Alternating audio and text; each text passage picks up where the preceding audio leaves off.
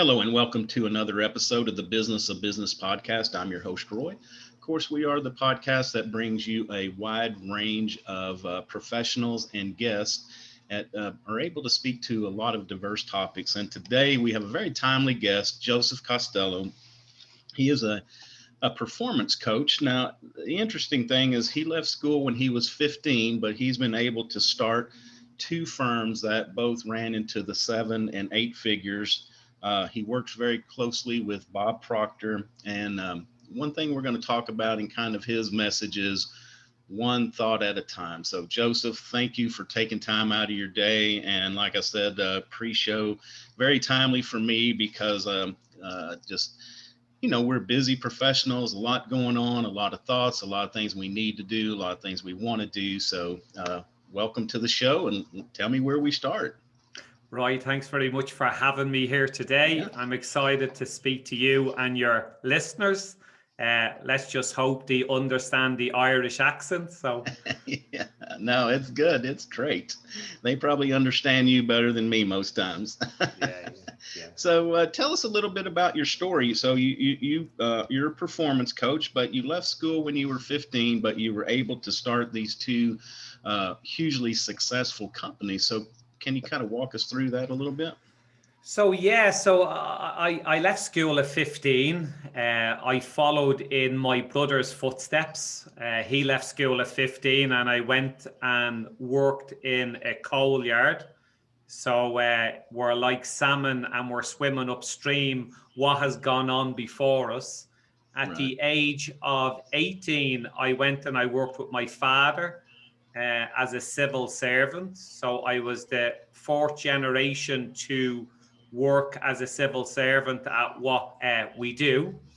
And between the ages of 18 to 23, I ended up very unhappy, very unfulfilled, to the point of I had a very negative attitude towards life. And one of the things that I teach now is generally your attitude towards life will determine life's attitude towards you. So what I was putting out was generally showing up into my lifestyle. So at the age of 23, I had a mental breakdown and I got introduced to Bob Proctor. And it was one of these, conversations that you had. And it was, Joe, your way is not working. You're always tired. You're always sick. You're always broke. He says, you don't believe in you, but I believe in you. And at that point of time, it was like as if there was just one little glimmer of hope. And I remember reading one of his first books, You Were Born Rich. And from then, over the last 18 years, my life has been devoted to business and personal development. In the last 2 years, I've really took the personal development and performance coaching to a whole new level because I had started 2 7-figure companies and 2 8-figure companies. But it's like we can go through life and I was on the track of achievement and I was chasing achievement, but I ended up very unfulfilled. So it's like as if, people looked in from the outside. He has the big house, he has the big car, everybody's healthy and businesses is going well, but there was something missing within me. And when I looked at that, something was, I believe my purpose in life was to help people wake up one thought at a time. So that's one of my favorite slogans is, we are where we are in life, and it's our thinking is producing our choices. Our choices is producing our actions. And when we do actions enough times, they become behaviors. And that's going to produce an experience or a result. And we can generally end up like the hamster in the wheel. And I was the hamster in the wheel on many different parts of my life. So I know what it's like to be the hamster. Right.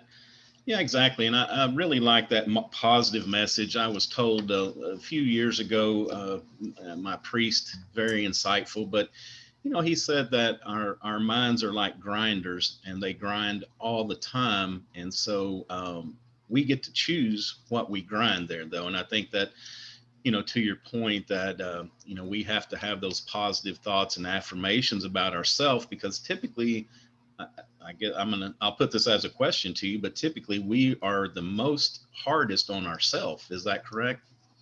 Yeah, it's very funny. I was listening to a fella called Neville Goddard this morning, and Neville Goddard, it was all about self-criticism.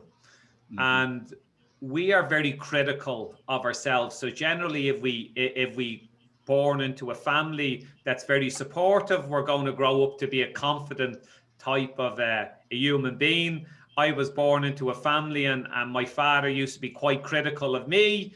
I think his father was quite critical of him. And generally, then that inner critic is born. So, how do we make friends with that inner critic, and how do we come to a point that we start to love and support us? Because how we think and how we feel inside of us is going to turn into an outer reflection of ourselves. So Right. again, for years I was chasing achievement for that pat on my back that was never going to come from my father. And I was always quite critical of myself. So I was successful in finance, but I wasn't successful inside of me. So in the last Mm. few years now, I had to really go back and look at me and make friends with me and talk nicely to me. And thank God now that's starting to show up in my outer world or my reality. Yeah. Yeah, and I think you mentioned going back and continuing this process is that it's not simple to change our mindset. It takes work. We have to get up every day, and we really have to put some thought into it. That today we're going to be positive and chase those negative thoughts out of our head before we let them take control. Yeah, it's like a lot of what I would work with is a thing called the paradigm. So the paradigm is that multitude of habits. It's that mental program that's actually running us unconsciously. So, if we're waking up and we're not, if we don't know where we're going, we can drive out our driveway this morning and we can either go left or we can go right, and we can go around in circles, or we can fall into other people's goals or society's goals. So I believe we're goal seeking organisms. And our purpose in life is to grow. So people come to me and they say a goal is to get a bigger house, to get a bigger car. Where I'm saying, well, if you grow as an individual inside of you, your house, your car, your career, your business is a byproduct of you growing as an individual. So we need to be changing the paradigm. So that paradigm is that multitude of habits that we've inherited from a little bit of mom, a little bit of dad. If we grew up in a house that speaks one language, we'll speak one language. If we were bilingual, we'll speak two languages. And we're just picking up what they have done over the years. So if we're growing up and there was a lack of money, maybe we're going to have money issues. If we're growing up and generally you were eating unhealthy, well, then more than likely you're going to be a little bit overweight. So I like to go to the point of source and sort of find out, well, what is it that you want in life? And when we find out what we want, we can start moving towards that. 90% of people I talk to will tell me what they don't want. So by the fact of telling me what they don't want, that's where their awareness is, that's where their focus is, that's where their energy is, and they're creating more of the same. Yeah.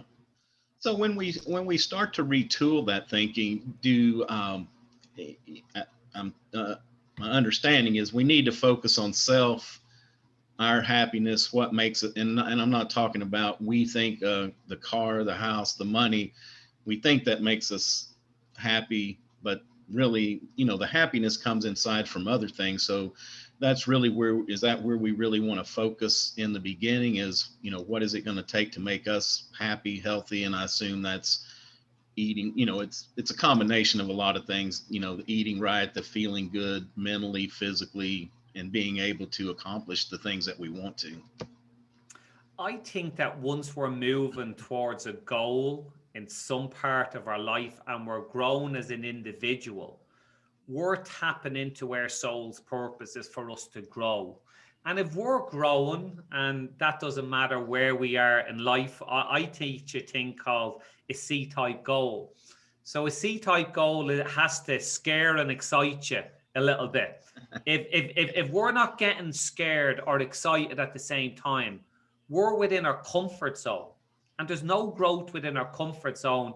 And people go through life and, we can have these different, things we aim for. Okay, so when I get the mortgage paid, or, when I get the business to a certain turnover or profit, and we're putting our happiness dependent on that. And when that point comes, all of a sudden you will get a fairly rude awakening, because it's like, well, what's next? So Right. it's sort of going within and sort of going towards something in your life. And I like to think true wealth is, to have a good mind, body, and soul, meaningful relationships. And if you focus on you growing as that individual, the house and the car just automatically can get bigger if that's what you want. Right. So how many goals, because we can sit down and make a list of a lot of them, but do you focus on 1, 2, 5, or do you just, I guess, write down everything, kind of do the brainstorming activity, just let everything flow out, think about it for a day or two, and then come back and prioritize those?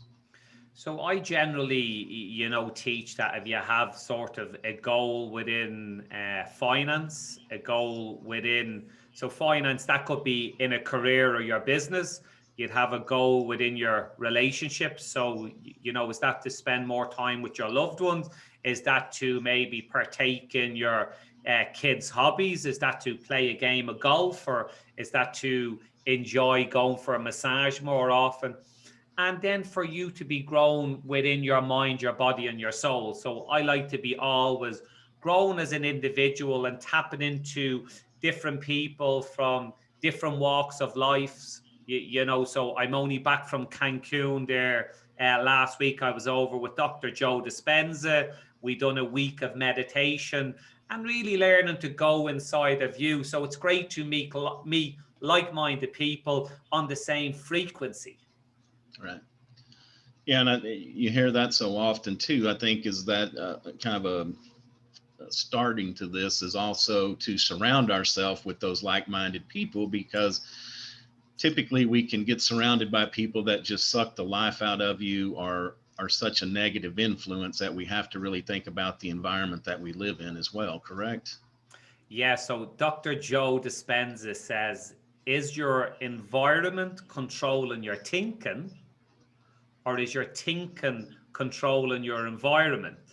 So at this minute, I know there's a lot of stuff going on with the big C word, but there's some people going to get so caught up in that, and there's some Right. industries affected than others. And, we can get caught up to the notifications, the Facebook, the news, and you will be afraid to do anything in life. So I'm aware of what's going on out there. I'm aware of how I should conduct myself and the safety measures got to do with it.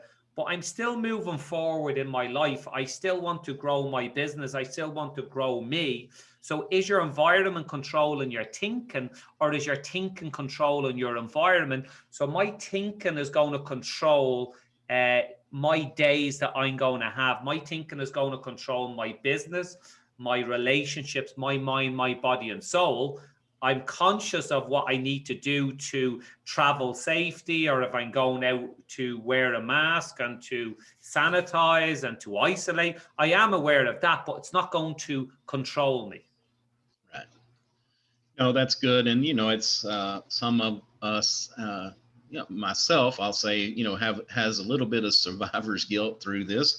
Fortunate, nobody I know has been really affected, but it seems that, we've kind of thrived and flourished through this. It's given us a lot of time to reset and kind of, like you said, put our focus back on some relationships and some of the basics of life, not always out running around, maybe sometimes going in directions that really aren't helping us go to the goal that we're trying to seek. It's funny. I saw something on a greeting card someone sent me the other day. It's one of the only pandemics that, although it's keeping us apart, has brought us together. You Right, know, exactly. and it was a great tagline. You know, what keeps us apart has brought us together. And you know, when we look at things in life, I teach the law of polarity, which says everything has an opposite. We have an up, we have a down, we have an inside, we have an outside, we have a negative, we have a positive. So when some things are so negative, they can be so positive. So there's plenty of Right. negatives out there, but there is positives in everything in life. And when we're on that frequency of trying to look at things like the glass as being half full, we can spot the positives, you know, and Yeah. can we focus on the positives? And it was like when I was at the age of 23, I didn't want to get up out of bed. I didn't want to go to work. And my attitude towards life was determining my attitude, life's attitude towards me. And I could only see that negative. And again, I'm not being condescending of what's going on. It's just something that I want to choose to look at through my eyes. And I encourage people to, you know, to do this. Yeah. Yeah.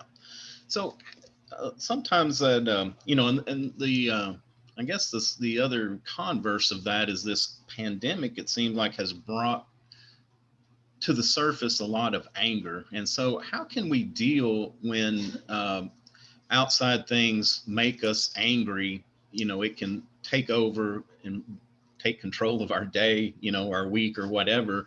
And so that's one thing that I see is that, you know, we can disagree. I may not like um, somebody's politics. I may not, I may have a different religion, but, you know, we don't really have to be angry at that other person and lash out. And to me, that's something that is one of the things that I have really seen come out. So how could we deal with that if we kind of have that anger issue?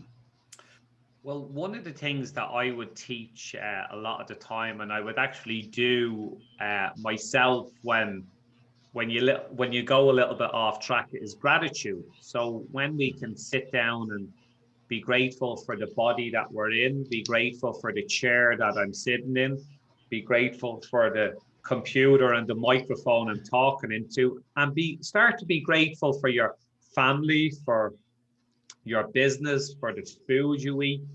And no two things can exist within the same space. So if you're starting to be grateful and you start feeling that, well, you can't Yes. feel angry at the same time. So I find that, you know, we go through life and sometimes we veer off to the right. And I would say that's like the rumble strips on the road. And when you hit the rumble strips, it Yeah. where when we're veering off to the right, what I try to do, or maybe it's the left in America, it's the right in Ireland. But I, you know, try and be grateful and center myself. Now, does that always work? No. Do I get a little Yeah. bit angry? Yes. But generally, it's a coping mechanism that helps you bring you back on track, and you can sort of say, okay, well, you know, I'm after taking control. And it's nearly like a learned behavior. If you can Yeah. start to learn how to be grateful in times like this, it becomes a bit easier. You know, I'm Yeah. not saying it's a light switch and we just Right. do it and Right. it turns off, but it does become easier. Yeah. And I think that's great. Great advice is that we have to examine our life every day, sometimes 2 or 3 times a day. But, you know, we have to stop and think about those things that we are, even in even in some of our worst moments, there are things that are blessings. If you have health issues, if you've got your family and they're supportive, you know, there are you know, you can go through all the different scenarios, but basically there usually we can always find something that we can focus on that went right. And it kind of gets into the next thing I was going to ask you about is, so when we set a goal, um, yeah, just like myself, I want to get healthy. And so I can sit on the couch and eat some chips and watch some TV and think I really want to get healthy, and probably not going to happen. But so when we set goals, do we need to sit down and define those steps that we need to take that are going to lead us to success with that goal? Well, one of the first things that, well, the first two things that I sort of teach is, number one is we need to make a decision on what we want. A lot of people will make a preference at that point of time, and they say, I want to get healthy and I want to do this. But generally what happens is their memories of the past, the failed at the diet, failed at the gym, is going to make your future predictable. So we need to create a new model, a new vision of the future. And we need to make a decision, not a preference. So decision comes from the Latin word to cut off. So we need to actually cut ourselves off and raise the frequency, raise the level of energy, raise the level of emotion to be stronger than what has gone on before. And then what we experience then is there's a thing called the know and doing factor. So someone that smokes probably knows they shouldn't smoke and they know it's healthy, but they still do it. Someone that's on a diet knows they shouldn't have that slice of cake, but they still have it. And it's about the intention. It's about the desire. It's about setting something in place and actually burning the boats and going after it, you know what I mean, with a higher level of intensity. What's good for maybe someone that has failed so many times is have an accountability partner. So that could be down to joining some sort of program, having a personal trainer, maybe you know, a nutritionist. That's there, that's just going to give you that little bit of a person to make you accountable, and that just gives you that little bit of confidence until you gain a bit of momentum. So if a car is stuck, the hardest part to get that car moving is that actually first step or two. But when that car gets moving, it starts to accelerate and builds a bit of momentum. So we're looking what can help you build that momentum. And I work with a lot of entrepreneurs, small, medium enterprises, CEOs, and that's something I do, is just to make that person accountable. Sometimes it's tough love is what you need to get that car moving, you know? Right. No, exactly. And I really like what you said about raising the intensity, because I'm just thinking of my own life, that is some things that, you know, if we really feel like that and we really believe in it and we really want it, we need to increase that intensity and not just think about it. So that's great advice.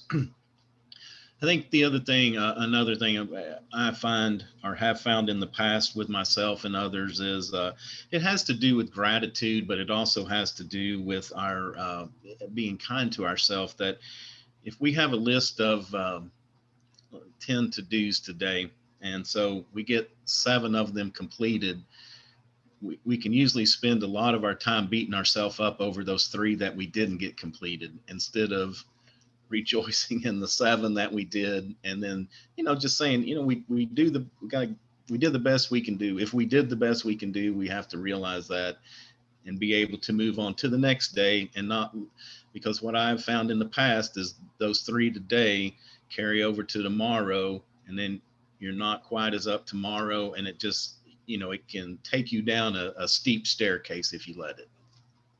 Yeah, and I suppose that's going to be down to that inner self-talk of you making a choice of either being grateful for getting your 7 things done today, or focusing on the 3 things you didn't get done.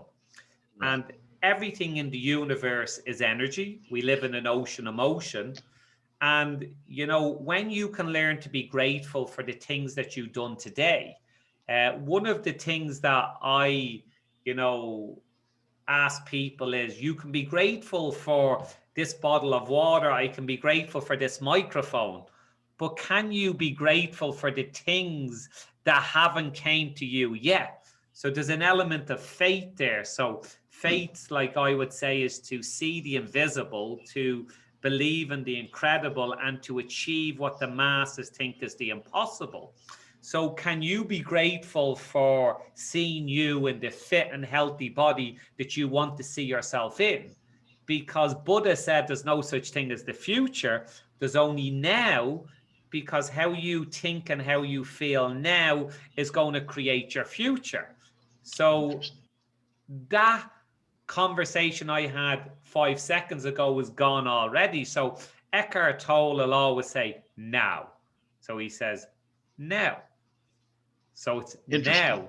So it's, can you see yourself? So we can all be grateful for the things we have, but I'm asking you, can you be grateful for the things that you want, and see, hear, feel, taste, touch, and smell it in the now?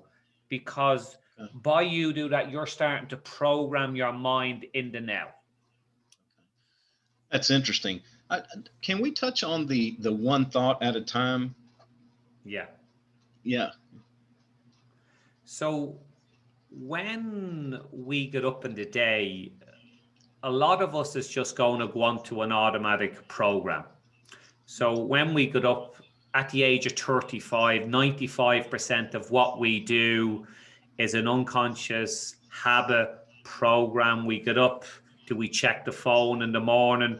Do we check the WhatsApp? Do we check the Telegram? Do we check the Facebook? Do we check the notifications? Do we have a shower? We go downstairs, we probably eat the same cereal in the same bowl, have the cup of tea or the cup of coffee in the same cup, looking out the window in the same direction. And this goes along during the day. You answer the same emails, you see the same people, they push the same buttons at the same time. And we're on a program. Now, if you can get up in the morning and you can start asking yourself the question, well, what is it that I actually want? And a lot of people think that they think by doing mental activity. So if you get up in the morning and you answer the emails and you do the same thing every day, that's mental activity, doing the same things over and over. Thinking is actually taking you off the hamster on the wheel and actually saying, well, Roy, what do you want in life? And whether that's within your business, that's within your mind, your body, your soul, your relationships, or your career, and to actually think. So Bob Proctor says 2% of people think, 3% think they think, and 95% would rather die than think, because if they actually thought about it, they wouldn't be doing what they're doing. So I like to take time out. So my every morning I spend 2 hours. I do an hour and 15 minutes meditation, a Dr. Joe Dispenza meditation. Wow. And then I would sit down and I would read some sort of chapter from something like Neville Goddard, Bob Proctor, Dr. Joe Dispenza, and then I would do a little bit of journaling.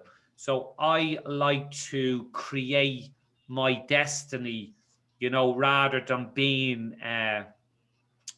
letting my environment create my thinking. So thinking is the highest function of creation. And people get caught up in the mental activity thinking it's thinking. So one thought at a time is, are you actually thinking?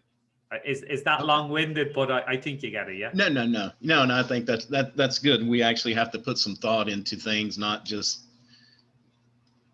go through those motions that we've been.